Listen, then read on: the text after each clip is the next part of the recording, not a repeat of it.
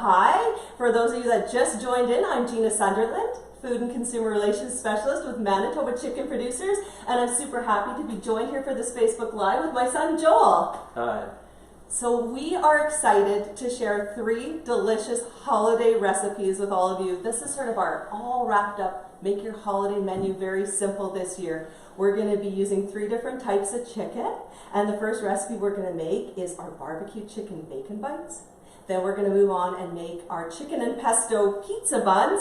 And then our final recipe is our chicken and ricotta lasagna rolls. And I know you're going to want to make all of these recipes, so please stay tuned for this whole Facebook Live. Leave us a comment, ask us a question, and when you do that, your name will be entered into a random draw for one of three $50 grocery gift cards. So we are excited to get started. So we are going to start with our first recipe here. This is our BBQ Chicken Bacon Bites, a super simple recipe that pretty much anyone of any age can make. First thing Joel and I just want to mention is we have washed our hands, and we will be washing our hands again too, because we're going to be touching raw chicken for this first recipe using chicken breast and bacon. So very simple the way this one comes together. The full recipe is 3 chicken breasts that you cut into 1-inch cubes and about 12 strips of bacon and 3/4 of a cup of barbecue sauce and some cherry tomatoes. So it's that simple. So I am going to show you how you roll these. And Joel, if you want to help me too, I'm just going to skewer these. So you can use toothpicks, you can use our little cocktail skewers, and Joel is going to brush these with our signature Manitoba chicken barbecue sauce. All right, here we go. See, it's just that simple. Then you pop these in the oven at 375 degrees for about 40-45 minutes, depending on how crisp you like your bacon. So these are just so easy to do. Even the youngest family member can get involved. And you know, we really enjoy cooking together as a family, and I think that you know, more and more of us are cooking from home, and it's great to have some new ideas. And I know Joel and his brother, you guys just love these, hey? Yeah, these are really good. Very simple, very tasty. Okay, so I think you guys get the idea of how to put these together. I'm going to just scoot over, give my hands a quick wash. I'll let you finish up brushing those, Joel, and then we'll pop those in the oven, and we will get on to our next fabulous recipe. Okay, I'll let you get those in the oven. Okay, perfect, Joel. It's looking great. Yeah, so of course there would be a whole pan of these. Pop these in the oven, 375 degrees for about 45 minutes. You bring them out, and then you simply skewer a cherry tomato on the end, and they look just oh so festive and are, of course, delicious. All right, so we're moving right along here with our all wrapped up holiday menu. We are going to make our chicken and pesto pizza buns. So I am going to let Joel get started with this one. Joel is a pro with this recipe. No pressure, Joel. So we start with adding this tomato pesto sauce. This sauce has some extra flavor, but if you don't have tomato pesto sauce, you can just use regular tomato sauce. Yeah, we like the way it's a little bit tangy, right? It's got a little bit more. Yeah, it just has more flavor. Mm-hmm. So the way we've started this recipe, I got things going here with Joel just before we went online here, and we rolled out 1 large pizza dough. You can buy frozen bread dough. You can buy a lot of pizza dough in grocery store delis. And you know, if you have a bread maker, it's a great, easy step to make your own pizza dough, or just do it the traditional way, a little bit of kneading. So we've taken 1 large pizza dough, we spread it out into a rectangle, because of course we are going to roll these pesto pizza buns up. Joel, that looks perfect. So something Joel's doing is, well, you can mention while you're doing this, Joel.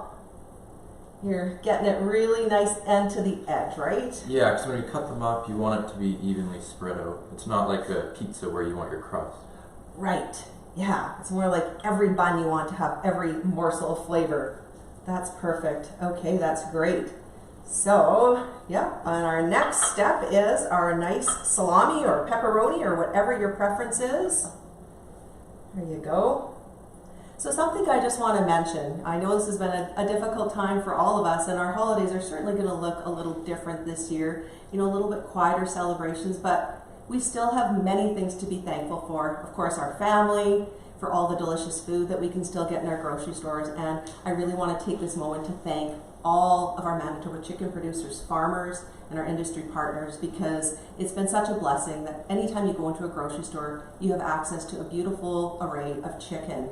And that's because our farmers have continued to work hard through this whole process to ensure that we all have access to that healthy chicken. So I think that's just a really important thing to take a second to thank all of our wonderful Manitoba chicken producer farmers out there that have been working hard through this entire time. So back to our recipe. So the next step is that the superstar of the recipe, is about 2 cups of cooked shredded chicken. So something that I absolutely love to do, and I'm just going to bring this over and show you, is I love to cook up a big pan. This is a small one, just because we have a lot of stuff on the counter, but I love to cook up a big pan of chicken breasts. And then we use those chicken breasts for so many recipes, like these chicken and pesto pizza buns. We use them for tropical chicken taquitos. We use them for our open-faced chicken and brie sandwich melts, another delicious recipe that we enjoy on a regular basis. And something else that you may or may not know is once you've cooked chicken, you can actually cube it, shred it, slice it, and freeze it. And that is a huge time-saving step. So I would recommend, as an excellent meal prep tip, is to roast up a bunch of chicken, use it, and then also if you have extra, freeze it.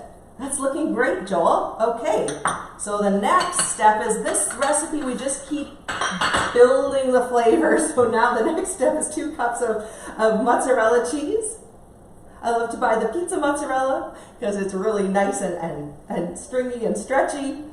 And again, with this recipe, these buns freeze great. So we often make a double or triple batch because they are just so delicious, and we've been enjoying making them for lunch. We've all been working from home, we're doing school from home. Yeah, so super easy to just warm up. Yep.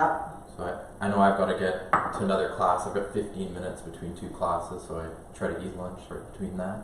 Right, because if you don't eat, you don't feel so good doing those classes. Yeah, and it's awesome to have these on hand. And sometimes it's great because Joel will put them all in the oven for all 4 of us that are either working from home or going to school and doing virtual classes. So because this is an Italian recipe, the next 2 steps are we've got a tablespoon of basil and a tablespoon of oregano. And Joel's just going to sprinkle that all over.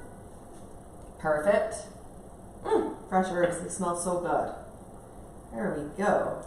Okay, excellent. It's looking good. So like we said, these are just packed with flavor and stretchy cheese and tomato pesto. It's a little tricky to get going, but right. You sort of want to roll it and then kind of squeeze it down as you go. Exactly. And just sort of try to tuck everything in there. Doing good, Joel. Joel's a pro. He's made these a few times. Now this dough has puffed up a little bit on us while we were waiting for our live stream to start. So it's gotten a little bit, it's rising up a little bit here on us, but yeah, you're doing good. You're doing good. All right, so now here's another little trick, eh? Once you get to the end, you just want to squeeze it all together to hold it. You're getting it. All right. Yeah, this rose on us, didn't it? That rose quick. Okay. So, I'm just going to help you turn it there. If you tuck in the end. And again, like Joel was saying, we just give this a little bit of a squeeze here. Oh yeah, these are awesome. Okay, so now next step is? Next step is to cut it. Starting this So we'll cut it right in half. Yeah. I like to do that just because then you get more even buns. Hey Joel, I know a lot of people have been taking on interesting hobbies during their lockdown, and we'd love if you shared in the comments with us some of the things that you've taken up, maybe something new that you've done, started playing piano or a hobby. Joel's taken on a new hobby, so I'm going to get him to just share a little bit about that. I've had a lot more free time, so I've actually started making knives. This is one of the ones I made. I made this for a friend. Yeah, and Joel will collect wood in the park that's on the ground from dead trees, and it's been a very interesting hobby, and sometimes a little scary as Joel's mom to see him make knives. So this wood is actually found on a dead tree. In the park just near here in St. Vital.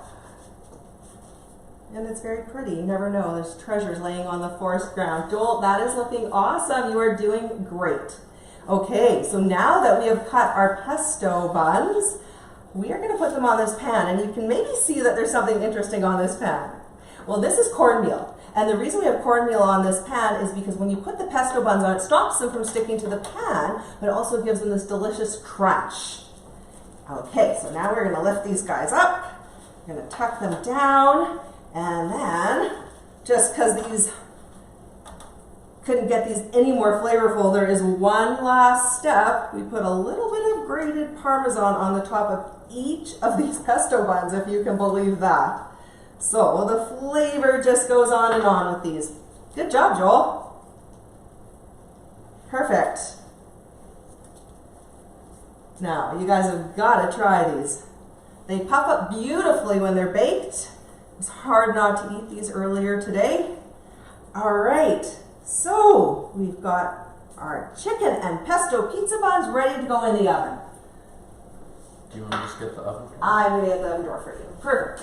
Okay, Joel, in those go, and they are going to smell divine in literally moments. Thank you.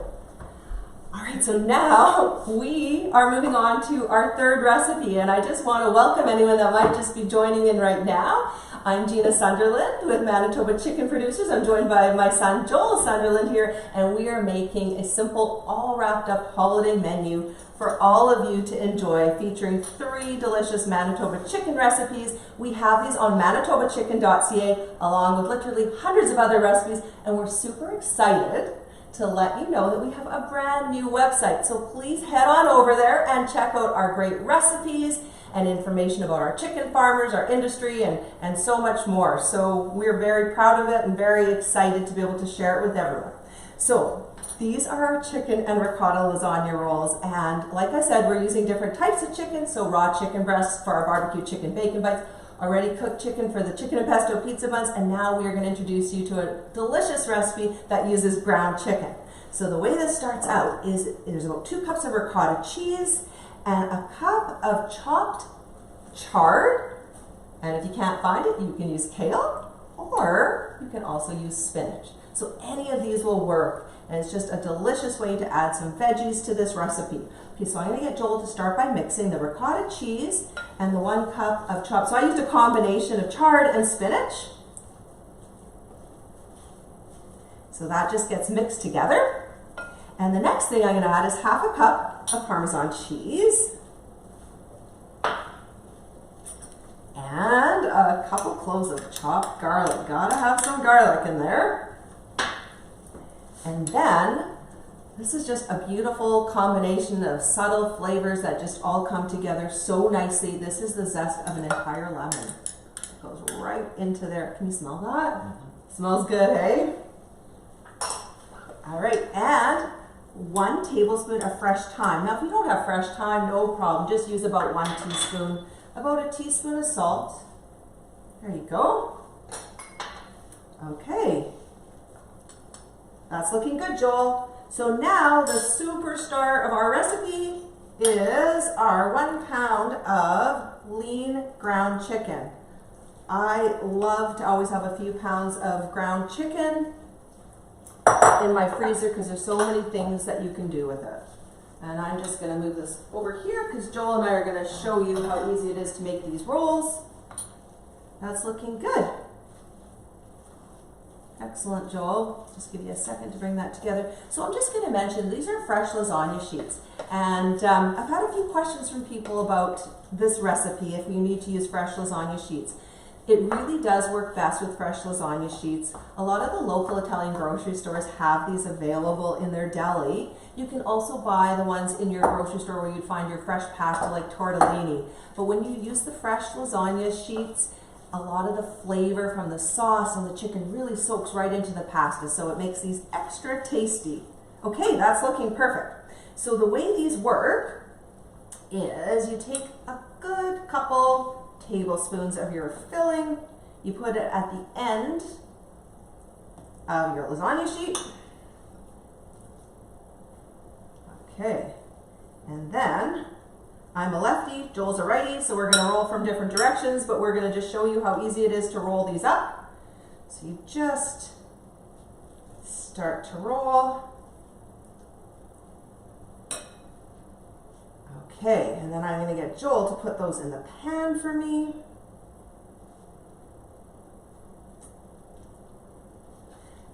already got a few started there.